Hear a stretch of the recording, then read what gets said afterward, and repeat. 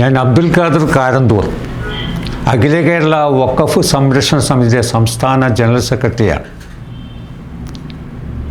മുസ്ലിങ്ങളിൽ നഷ്ടപ്പെട്ടു പോയ നിരവധി വഖഫ് സ്വത്തുക്കൾ അത് തിരിച്ചു പിടിക്കാനുള്ള ഒരു സമാന്തര സംഘടന എന്ന നിലക്കാണ് ഞങ്ങൾ മുന്നോട്ട് പോകുന്നത്. ജസ്റ്റിസ് സച്ചാർ കമ്മീഷനാണല്ലോ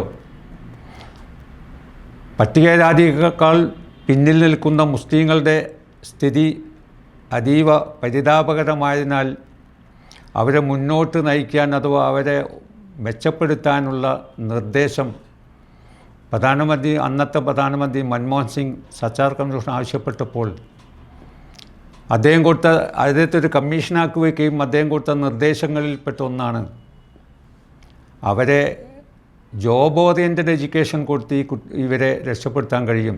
തൊഴിലധിഷ്ഠിത വിദ്യാഭ്യാസം കൊടുക്കുക, എന്നിട്ട് തൊഴിൽ പരിശീലനത്തോടൊപ്പം തന്നെ ലോണെങ്കിലും കൊടുത്തിട്ട് അതിൻ്റെ ഒരു സാമ്പത്തിക സ്രോതസ്സ് ഉണ്ടാക്കാൻ പറ്റും.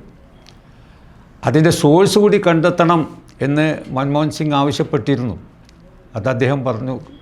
സ്റ്റേറ്റ് മുഴുവൻ അന്വേഷണം നടത്തിയതിന് ശേഷം അദ്ദേഹം കൊടുത്ത റിപ്പോർട്ടാണ് മുസ്ലിം ജനവിഭാഗത്തിന് വലിയൊരു സമ്പത്ത് വഖഫ് മുതലായിട്ട് ഇവിടെ ശേഷിപ്പുണ്ട്. അത് പലരുടെയും കയ്യിലാണ്. പകുതിയിലധികം സർക്കാരിൻ്റെയും സ്റ്റേറ്റ് സർക്കാരിൻ്റെയും കയ്യിലാണ്. വ്യക്തികളുടെ കയ്യിലും ധാരാളമുണ്ട്. അതിൻ്റെ 25% തിരിച്ചെടുത്ത് കഴിഞ്ഞാൽ ഇവർ സാമ്പത്തികമായി ഉന്നതിയിലെത്തിക്കാൻ കഴിയും. യഥാർത്ഥത്തിൽ അവർ മുന്നോക്ക സമുദായമായി മാറാനുള്ള അവസരമുണ്ട് എന്നത്. അപ്പോൾ സച്ചാർ കമ്മീഷൻ്റെ ആ നിർദ്ദേശം നടപ്പിലാക്കി അദ്ദേഹത്തെ ചുമതലപ്പെടുത്തി അദ്ദേഹം കൊടുത്ത റിപ്പോർട്ട്. പക്ഷേ അത് നടപ്പിലാക്കേണ്ട എവിടേക്കാണ് നഷ്ടപ്പെട്ടു പോയത്, എങ്ങനെയാണ് തിരിച്ചു കിട്ടാനുള്ള വഴി എവിടേക്കാണ് ഉള്ളത് എന്ന് അന്വേഷിക്കുന്ന ഒരു മേഖല ഉണ്ടായിരുന്നില്ല. അത് ആ രംഗത്തേക്കാണ് അഖില കേരള വഖഫ് സംരക്ഷണ സമിതി രൂപം കൊണ്ടത്. വഖഫ് ബോർഡിന് അറിയില്ല എവിടെയാണ് അത് നഷ്ടപ്പെട്ടത്. പക്ഷേ ഞങ്ങൾ കണ്ടെത്തി, വിഷയങ്ങളെത്തും അവിടെ പോയി കാര്യങ്ങൾ പഠിച്ച് മനസ്സിലാക്കി രേഖാപരമായി റിലവൻ്റ് റെക്കോർഡുകളെടുത്ത് വഖഫ് ബോർഡിനെ സമീപിച്ച് അവരെ കൊണ്ട് നോട്ടീസ് അയപ്പിച്ച് തിരിച്ചെടുക്കുന്ന സ്വഭാവമാണ്. കുറച്ച് മാനസാന്തരം വരുത്തി സ്വയമേവ തിരിച്ചു തരുന്നതുമുണ്ട്. അത് 1 ഏക്കർ 2 ഏക്കർ 3 ഏക്കറൊക്കെ കിട്ടുള്ളൂ. വലിയതൊന്നും തിരിച്ചു കിട്ടുന്നില്ല. അപ്പം ഞങ്ങളുടെ സംഘടനയുടെ പ്രസക്തി ഇവിടെയാണ്. സർ, ഇന്ന് മുൻപം വിഷയം ദേശീയ തലത്തിൽ ആളിക്കത്തിക്കൊണ്ടിരിക്കുന്നൊരു വിഷയമാണ്. യഥാർത്ഥത്തിൽ വഖഫ് സംഹാര ബില്ല് തന്നെ കൊണ്ടുവരാൻ അതിന് പ്രചോദനമായത്, നിമിത്തമായി മാറിയത് മുനമ്പം വിഷയമാണ്. നോക്കൂ, കേരളത്തിലേക്ക് മുനമ്പത്തേക്ക് 700-ൽ പരം ആളുകൾ വഴിയാധാരമായി പോയി. അവർ ആത്മഹത്യാ മുനമ്പിലാണ് എന്ന് പറഞ്ഞുകൊണ്ടാണല്ലോ ജനങ്ങളെ വികാരമായി ഉയർത്തിക്കൊണ്ടുവന്നത്. യഥാർത്ഥത്തിൽ 700 പേരൊന്നും നഷ്ടപ്പെട്ടവരില്ല, 138 പേര് മാത്രമുള്ളൂ. അതൊന്ന് വലുതാക്കി പെരുപ്പിച്ച് കാണിച്ചതാണ്. അത് തന്നെയും 5 സെൻറ്റ് 6 സെൻറ്റ് അത്രയുമുള്ള കുടികിടപ്പിൻ്റെ ആളുകൾ മാത്രമാണ്. അത് 5 ഏക്കർ ഉണ്ടെങ്കിൽ സെറ്റിൽ ചെയ്യാവുന്ന വിഷയമാണ്. പക്ഷെ അവിടെ 404.76 ഏക്കർ ഭൂമി ഇന്ന് നഷ്ടത്തിലാണ്, അന്യാധീനപ്പെട്ട് കിടക്കുകയാണ്. അത് തിരിച്ചെടുക്കാനുള്ള ശ്രമം അത് ഞങ്ങളൊരു ഭാഗത്തുനിന്ന് നടത്തുന്നു. യഥാർത്ഥത്തിൽ പറയട്ടെ, അതിൻ്റെ അടിസ്ഥാന വിഷയത്തിലേക്ക് നിങ്ങളെ ശ്രദ്ധ ക്ഷണിക്കുകയാണ്. വഖഫ് ചെയ്യുക എന്നത് ഞങ്ങൾ വിശ്വാസത്തിൻ്റെ ഭാഗമാണ്. മുസ്ലിങ്ങളെ സംബന്ധിച്ചിടത്തോളം ഞങ്ങളെ എല്ലാ ആസ്തിയും ശരീരം പോലും അള്ളാഹുവിൻ്റേതാണ്, ദൈവത്തിൻ്റേതാണ്. ഞങ്ങൾക്ക് അന്ന് ആസ്തികൾ അത്രയും ദൈവം തന്നതാണ്. വരുമ്പോൾ ഒന്നും കൊണ്ടുവന്നിട്ടില്ല, തിരിച്ചു പോകുമ്പോൾ ഒന്നും കൊണ്ടുപോകുന്നുമില്ല.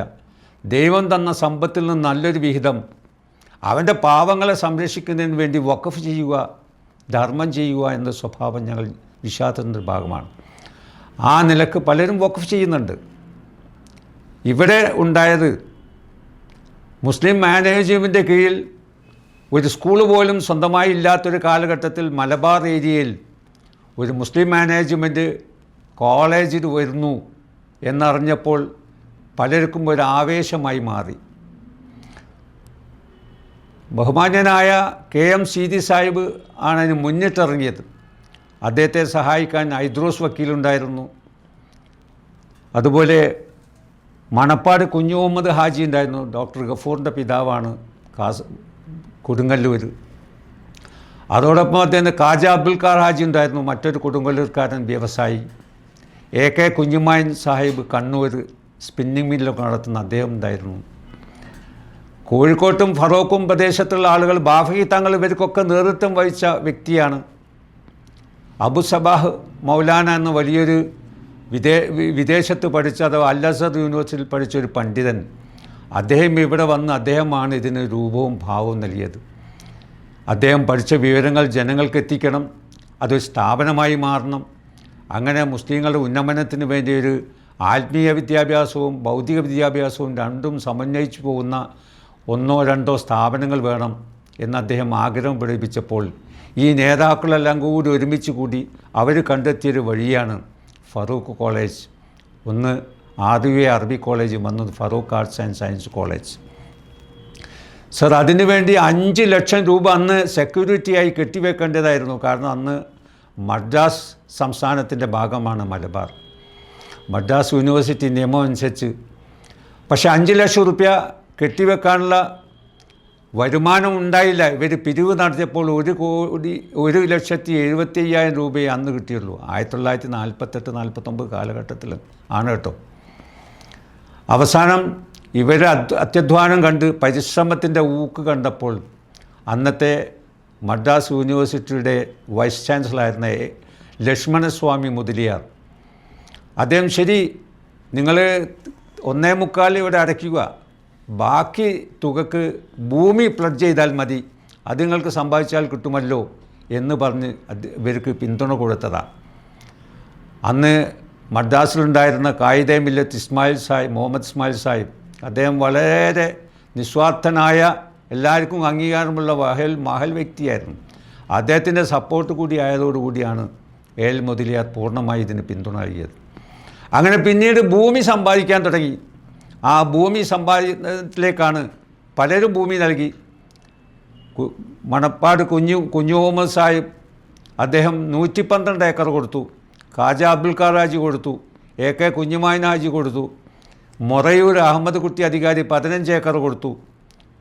ഇന്ന് ഫറൂഖ് കോളേജിൽ നിൽക്കുന്ന 28 ഏക്കർ ഭൂമി പുലിയാലി അബ്ദുള്ളക്കുട്ടി ഹാജി എന്നൊരു മഹാൻ കൊടുത്തതാണ്. അദ്ദേഹത്തിൻ്റെ മകന് വേണ്ടി ഉണ്ടാക്കിയ വീട് ചെത്തിത്തേച്ചിരുന്നില്ല. പ്ലാസ്റ്ററിങ് കഴിയുന്നതിന് മുമ്പ് തന്നെ അത് ക്ലാസ് നടത്താൻ വേണ്ടി വിട്ടുകൊടുത്ത മഹൽ വ്യക്തികളിൽ ഒരാളാണ് അദ്ദേഹം. ആ രൂപത്തിൽ ഈ ആവേശം എവിടേക്കെത്തി? തെക്കൻ ഭാഗത്തേക്കും എത്തി. എറണാകുളം പറവൂർ സ്വദേശിയായ മുഹമ്മദ് സിദ്ദീഖ് സേഠ്, ഹാഷിം സേഠിയുടെ മകനാണ് അദ്ദേഹം, വ്യവസായിയാണ്. അദ്ദേഹത്തിൻ്റെ കയ്യിലുണ്ടായിരുന്ന മുനമ്പം എസ്റ്റേറ്റ്, ഒരു ഭാഗത്ത് വെള്ള തടാകം, മറുഭാഗത്ത് കടൽ, നടുവിലുള്ള ഒരു ദ്വീപാണ്. ലക്ഷക്കണക്കിന് തേങ്ങ ഈൽഡിങ് ഉള്ള ഒരു ഒന്നാന്തരം കണ്ണായ സ്ഥലമാണത്.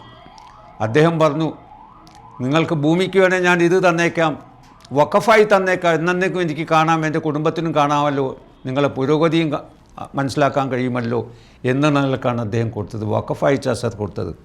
ആ വഖഫിൻ്റെ രേഖയാണിത്. വഖഫ് ആധാരമായതിൻ്റെ ഒറിജിനൽ ആധാരമാണ് ഈ കാണുന്നത്.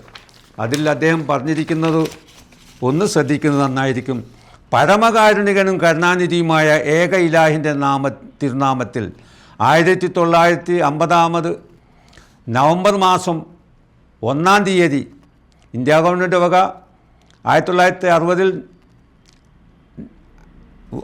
ആക്ട് പ്രകാരം രജിസ്റ്റർ ചെയ്ത മദ്രാസ് സ്റ്റേറ്റിൽ മലബാർ ജില്ല ഏറനാട് താലൂക്ക് ഫാറൂഖ് അംശം നെല്ലൂർ ദേശത്ത് ആഫീസ് സ്ഥാപിച്ച് പ്രവർത്തനം നടത്തി വരുന്ന ഫാറൂഖ് കോളേജിന് കമ്മിറ്റിക്ക് വേണ്ടി കമ്മിറ്റിയുടെ ഇപ്പോഴത്തെ പ്രസിഡന്റ് പാലക്കാട് താലൂക്ക് ഒലവക്കോട് അംശം ദേശത്ത് കല്ലടിയിൽ മുസൽമാൻ മൊയ്തു സാഹിബ് അവരുടെ പുത്രൻ തടിക്കച്ചവടം 66 വയസ്സായ ഖാൻ ബഹദൂർ ഉണ്ണിക്കമ്മു സാഹിബ് അവറുകൾ പേർക്ക് കൊച്ചി കണേർന്നൂർ താലൂക്ക് ബംബ്ലാശ്ശേരി ബംഗ്ലാവിൽ ഇരിക്കും കച്ചി മേമൻ മുസൽമാൻ ഹാഷിം സേഠ് മകൻ മുഹമ്മദ് സിദ്ദീഖ് സേഠ് എഴുതി കൊടുത്ത വഖഫ് ആധാരം. സർ, വഖഫ് ആധാരം, അതിൻ്റെ ക്യാപ്ഷൻ തന്നെ വഖഫ് ആധാരം എന്നാണ്. അതിൻ്റെ പിന്നാലെ അദ്ദേഹം പറയുന്നത്, എൻ്റെ സ്ഥലം എൻ്റെയും കുടുംബത്തിൻ്റെ ആത്മശാന്തിക്ക് വേണ്ടി ഞാൻ വഖഫ് ചെയ്യുന്നു എന്ന് വീണ്ടും ആവർത്തിച്ചിട്ടുണ്ട്. അതിൻ്റെ അവസാനം ഒരു വാക്കുകൂടിയുണ്ട്. ഈ വഖഫിൻ്റെ ഈ സമ്പത്തിൽ നിന്നും കിട്ടുന്ന ആദായം ഫറൂഖ് കോളേജിൻ്റെ വിദ്യാഭ്യാസ പുരോഗതിക്ക് വേണ്ടി മാത്രം ഉപയോഗിക്കാൻ പാടുള്ളൂ എന്നൊരു കണ്ടീഷൻ കൂടി വെച്ചിട്ടുണ്ട്.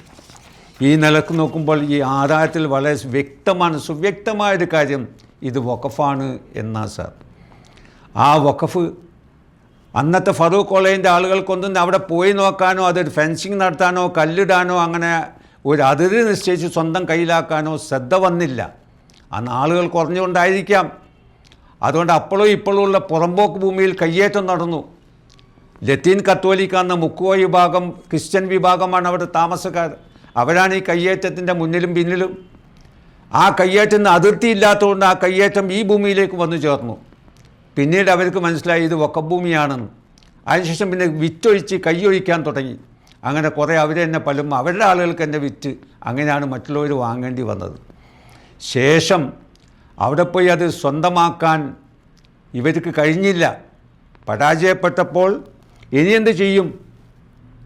അതിനിടയ്ക്ക് തന്നെ 114 ഏക്കർ ഭൂമി കയ്യേറ്റത്തിന് വിധേയമായി.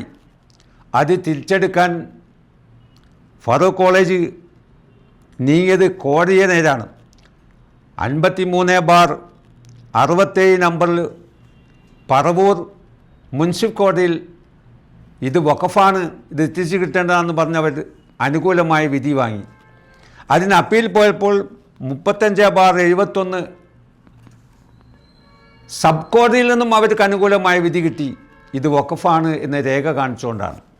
തുടർന്ന് 75 ഹൈക്കോടതിയിലേക്ക് പോയി. ഹൈക്കോടതിയിൽ 600/75 ഹൈക്കോടതി വിധിയും ഇത് വഖഫ് ഭൂമിയാണ്, അതിൽ കയ്യേറ്റം പാടില്ല, അത് നികുതി അടയ്ക്കാൻ പാടില്ല, അവർക്ക് പട്ടയം കൊടുക്കാൻ പാടില്ല എന്ന നിർദ്ദേശം ഹൈക്കോടതിയാണ് സർ വന്നത്. ആ നിലക്കെല്ലാം പൂർണ്ണമായും ഇത് വഖഫ് ഭൂമിയാണ്. മാത്രമല്ല വഖഫ് ഭൂമിയിൽ അവർ 1998 5887 രൂപ നികുതി അടച്ചിട്ടുണ്ട്. 99 11,778 രൂപ നികുതി അടച്ചിട്ടുണ്ട്. അപ്പോൾ ഫറൂഖ് കോളേജ് നികുതി അടച്ച് വ്യക്തമാക്കിയതാണ്. വീണ്ടും ഇത് കയ്യേറ്റം ഫിസിക്കലായി പോയി തടയാൻ അവർക്ക് കഴിഞ്ഞില്ല, ലീഗലായിട്ട് മാത്രമേ പോയുള്ളൂ. പക്ഷേ വീണ്ടും അത് രൂക്ഷമായപ്പോൾ ഈ വിവരങ്ങളെല്ലാം കൊടുക്കുന്നത് വെറും കാര്യസ്ഥന്മാർ മാത്രമാണ്. അപ്പോൾ കാര്യസ്ഥന്മാർ വിട്ടു പറഞ്ഞു, മുതലാളിമാരെ ഞാൻ അങ്ങോട്ട് പോകാൻ നിവൃത്തിയില്ല, അങ്ങോട്ട് ചെന്നാൽ ഞങ്ങളെ എല്ല് വെള്ളമായി പോവും, സൂപ്പാക്കിക്കളും അവർ, അവിടെ വലിയ പ്രശ്നമാണ്, അവിടെ ചേട്ടന്മാരാണ് ഒല ഭാഷയിൽ, അവിടെ ഇനി എന്ത് ചെയ്യും?